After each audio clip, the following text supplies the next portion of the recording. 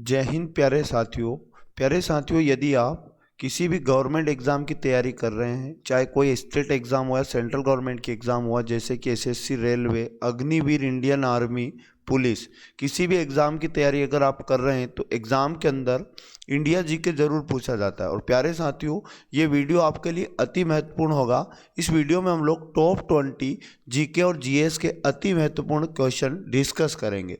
पूरे वीडियो को यदि आप अंत तक देखते तो यकीन मानिएगा बहुत ज़्यादा फायदा इस वीडियो से आप लोगों को होने वाला है। तो प्यारे साथियों, चलते हैं आज के पहले प्रश्न की ओर। और पहला प्रश्न आप लोगों के सामने दिखाई दे रहा है। जैनियों का पवित्र स्थान श्रवणबेलगोला कर्नाटक के किस राज्य में स्थित है? तो इसका सही जवाब हो जाएगा ऑप्शन नंबर बी, यानी याद रखिएगा कर्नाटक का जो हासन जिला है, यहाँ पर जैनियों का पवित्र स्थान श्रवणबेलगोला स्थित है। आगे आप लोगों को इस क्वेश्चन से याद रखना है अति महत्वपूर्ण जानकारी।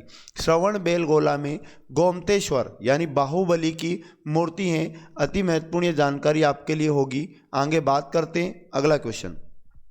महात्मा गांधी द्वारा शुरू किया गया पहला प्रमुख राष्ट्रव्यापी सत्याग्रह किसके विरोध में था? तो इसका जो सही जवाब हो जाएगा प्यारे साथियों, रोलेट एक्ट हो जाएगा option number D.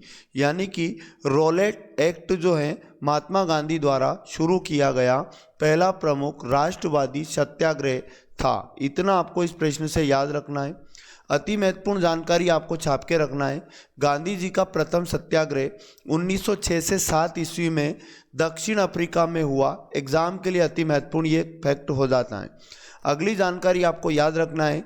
Gandhi ji Bharat के प्रथम सत्याग्रह 1917 ईस्वी चंपारण में चलाया था गांधी जी ने। और रोलेट एक्ट कब पारित हुआ था? तो 1919 में रोलेट एक्ट भारत में आया था। याद रखना, इतनी जानकारी इस प्रश्न के लिए अति महत्वपूर्ण होती है। आगे बात करते हैं। गोलकुंडा किले का निर्माण 14वीं शताब्दी में राजवंश द्वारा किया गया। तो इसका सही जवाब हो जाएगा ऑप्शन नंबर सी, यानी कि काकतीय राजवंश के द्वारा गोलकुंडा किले का निर्माण 14वीं शताब्दी में किया गया। आगे आप लोगों को अति महत्वपूर्ण जानकारी छाप के रखना।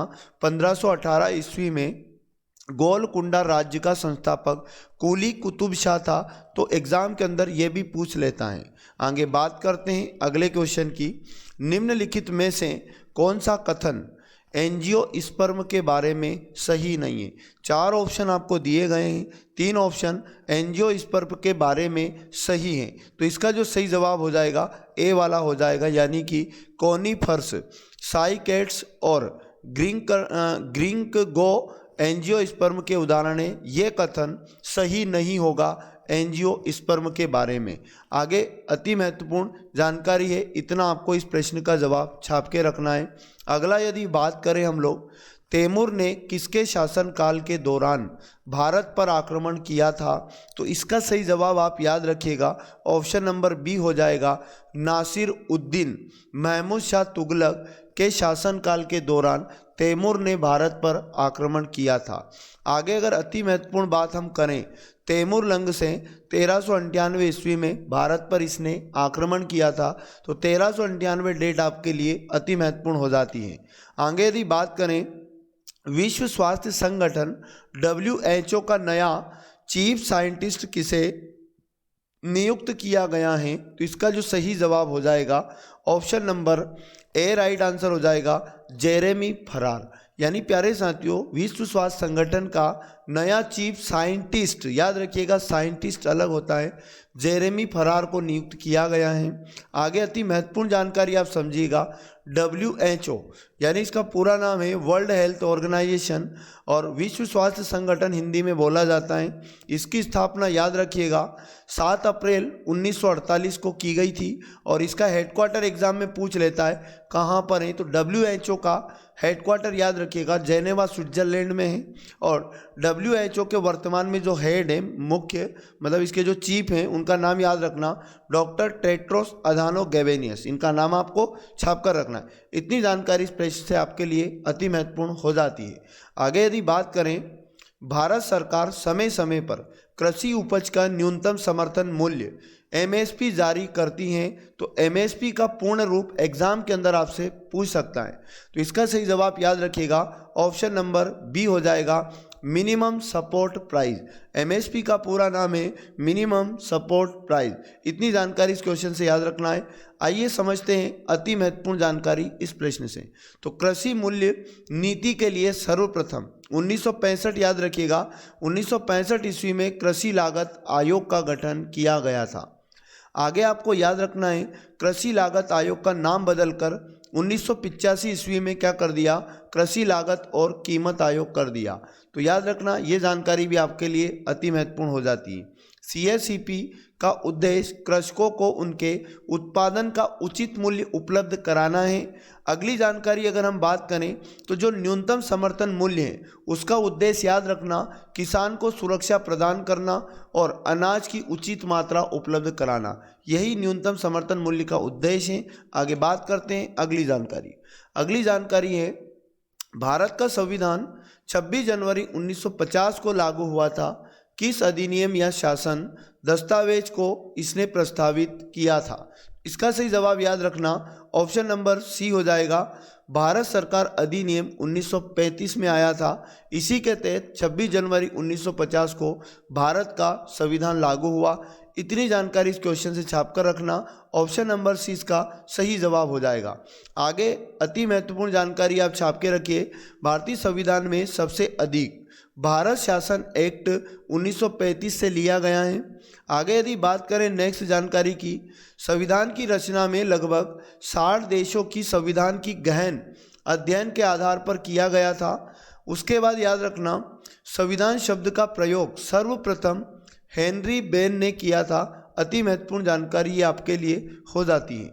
आगे बात करते हैं अगला क्वेश्चन, शुष्क बर्फ किस का ठोस रूप है? तो इसका सही जवाब आपको याद रखना है, ऑप्शन नंबर ए हो जाएगा कार्बन डाइऑक्साइड यानी CO2 जो है याद रखना शुष्क बर्फ का एक उदाहरण है, यानी कार्बन डाइऑक्साइड ही ठोस रूप में शुष्क बर्फ पाई जाती है। ऑप्शन नंबर ए सही जवाब इसका हो जाएगा।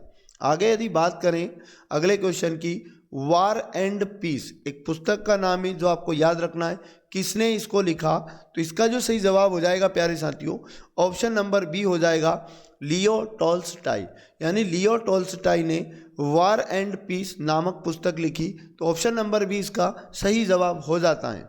आगे यदि बात करें इस बुक से आप अति महत्वपूर्ण जानकारी याद रखिए, वार एंड पीस की रचना कब हुई? तो 1869 डेट आपको याद रखना है। लियो टॉल्स्टॉय रूसी लेखक था, ये जानकारी भी आपको याद रखना है। अगली जानकारी यदि हम बात करें, व्लादिमीर लेनिन को रूस का गांधी कहा जाता है, जो हमारे ऑप्शन में आपको दिखाई दे रहा है डी वाला व्लादिमीर लेनिन रूस का गांधी से कहा जाता है। अगला ऑप्शन आपको ऑप्शन में दिया कार्ल मार्क्स। कार्ल मार्क्स कौन थे? दास कैपिटल इनकी रचना है और कम्युनिस्ट मैनिफेस्टो, इनकी दोनों रचनाएं आपको याद रखना कार्ल मार्क्स की। दास कैपिटल याद रखना 1867 ईस्वी में प्रकाशित हुआ था कार्ल मार्क्स की रचना। यह आपको इतनी जानकारी यहाँ से छाप के रखना अति महत्वपूर्ण हो जाएगा। आगे यदि बात करें नेक्स्ट वाला, जलवायु के संदर्भ में ITCZ का पूर्ण रूप क्या हो जाएगा? ITCZ आपको याद रखना है, इसका पूरा नाम क्या हो जाएगा? CZ।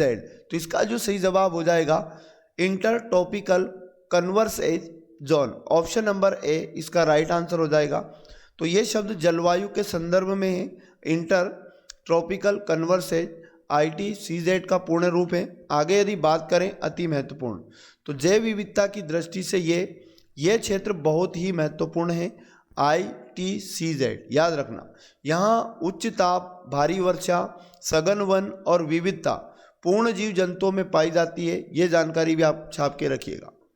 आगे यदि बात करें नेक्स्ट जानकारी की, 14 दिसंबर 2022 को चौथे टेनिस प्रीमियर लीग का खिताब किस टीम ने जीता? स्टार लगा लेना। तो 14 दिसंबर 2022 को चौथे टेनिस प्रीमियर लीग का खिताब ऑप्शन नंबर ए हैदराबाद ने जीता। हैदराबाद बिल्कुल इसका सही जवाब हो जाएगा। आगे यदि बात करें अगली जानकारी की, भारत में प्रथम स्थापित परमाणु संयंत्र एटॉमिक प्लांट कौन सा है? भारत में पहला, तो इसका सही जवाब हो जाएगा तारापुर परमाणु संयंत्र। और प्यारे साथियों एग्जाम के अंदर पूछ लेता है तारापुर परमाणु संयंत्र कहाँ पर है? महाराष्ट्र, इसका सही जवाब आपको बताना है। आगे यदि बात करें नेक्स्ट जानकारी, भारतीय एथलीट दूती चंद निम्नलिखित में से किस खेल से जुड़ी हैं? दूती चंद इनका नाम आपको छाप के रखना है और इनका संबंध जो हो जाएगा तेज दौड़ यानी स्प्रिंटिंग से हो जाएगा। आगे यदि बात करें नेक्स्ट, तो दूती चंद जो है याद रखना ओडिशा की हैं और वैश्विक स्पर्धा में स्वर्ण पदक जीतने वाली हिमा दास के बाद दूसरी भारतीय एथलीट बन गई हैं दूती चंद, इनका नाम आपको याद रखना है। आगे बात करें अगली जानकारी, निम्नलिखित में से कौन सा घरेलू हिंसा से महिलाओं की सुरक्षा अधिनियम 2005 के बारे में सही नहीं है?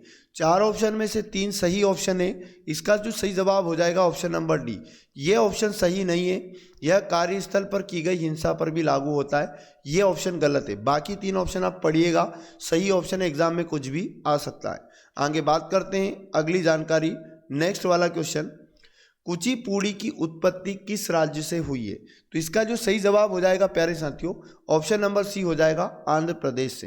तो कुचिपुड़ी नृत्य की उत्पत्ति याद रखना आंध्र प्रदेश राज्य से हुई है, इतनी जानकारी इस क्वेश्चन से छाप के रखना। आगे यदि बात करें अगली जानकारी, एसिड और क्षारकों का एक विशेष गुण एक दूसरे के गुणों को की उनकी क्षमता है। तो इसका सही जवाब याद रखना आप सभी ऑप्शन नंबर सी हो जाएगा निष्प्रभावित करने की उनकी क्षमता है। तो इसका ऑप्शन नंबर सी सही जवाब हो जाएगा। अब अति महत्वपूर्ण जानकारी आप समझिएगा, अम्ल जो होता है प्यारे साथियों स्वाद में खट्टा होता है। आगे अगर बात करें अम्ल से, तो अम्ल का जलीय विलयन नीले लिटमस को लाल कर देता है, ये भी एग्जाम के लिए अति महत्वपूर्ण हो जाता है। आगे यदि बात करें क्षार की, क्षार जो होता है स्वाद में कड़वा होता है, ये जानकारी आपको याद रखना है। पीएच मान किसी विलयन का यदि 7 होता है तो वह विलयन उदासीन कहलाता है, और यदि पीएच मान 7 से अधिक होता है प्यारे साथियों तो वो विलयन क्षारीय हो जाता है, और किसी भी विलयन का पीएच मान 7 से कम यदि होता है तो वो जो विलयन होगा वो अम्लीय हो जाएगा। तो इतनी जानकारी इस प्रश्न से आप छाप कर रखिएगा। आगे बात करते हैं 18 नंबर, 2022 फीफा विश्व कप के लिए मेजबान देश कौन सा है? तो इसका जो सही जवाब हो जाएगा ऑप्शन नंबर डी कतर हो जाएगा, यानी कतर देश जो है 2022 फीफा विश्व कप के लिए मेजबान देश हो जाएगा। अब आप अति महत्वपूर्ण जानकारी समझिएगा, 2018 अगर एग्जाम में पूछ ले फीफा विश्व कप कहाँ हुआ था, रूस में हुआ था, याद रखना है। आगे अगर बात करें अति महत्वपूर्ण जानकारी की, फीफा विश्व कप 2026 में होगा कहाँ पर? तो याद रखिएगा यूएसए के मेक्सिको और कनाडा में आयोजित किया जाएगा, 2026 में फीफा आयोजित होगा। आगे यदि बात करें फीफा जो है वर्ल्ड कप 1930 ईस्वी में प्रारंभ हुआ था, पहला फीफा कब हुआ था? 1930 आपको बताना है। आगे बात करते अति महत्वपूर्ण अगला क्वेश्चन, निम्नलिखित में से कौन सा भू संरक्षण का तरीका नहीं है? इसका सही जवाब हो जाएगा अपक्षय, ऑप्शन नंबर बी याद रखना भू संरक्षण का तरीका नहीं है। आगे बात करें अगली और लास्ट क्वेश्चन की, संसद के पास भारत के संविधान के प्रावधानों में संशोधन करने की शक्तियां हैं, संविधान का कौन सा अनुच्छेद संसद को यह शक्ति प्रदान करता है? सही जवाब हो जाएगा 368। तो अनुच्छेद 368 के तहत संसद याद रखना अनुच्छेद याद रखना 368 संसद के पास संविधान के प्रावधानों में संशोधन करने की शक्ति संसद को प्रदान करता है, अनुच्छेद 368। आईएमपी अनुच्छेद समझिएगा एग्जाम में याद रखना अनुच्छेद 1, राज्यों का संघ भारत को कहा गया, ये अनुच्छेद 1 में है। और अनुच्छेद 55 आपको याद रखना राष्ट्रपति चुनाव की रीति या फिर उसकी प्रक्रिया से है। तो इतना जानकारी इस क्वेश्चन से आपको याद रखना है। प्यारे साथियों प्रतिदिन सुबह 8 बजे टॉप अति महत्वपूर्ण जीके का वीडियो हमारे पास कंटिन्यू आता है। चैनल पर यदि पहली बार आए चैनल को सब्सक्राइब कर लें, जिससे आपको हमारे लेटेस्ट सभी वीडियो का नोटिफिकेशन मिल पाएगा। वीडियो अच्छा लगता है तो वीडियो को लाइक किया करें और अपने सभी साथियों तक पहुँचाने में इस वीडियो को मदद करें। मिलेंगे नेक्स्ट पार्ट में साथियों, तब तक पढ़ते रहिएगा। जय हिंद, जय भारत, भारत माता की जय।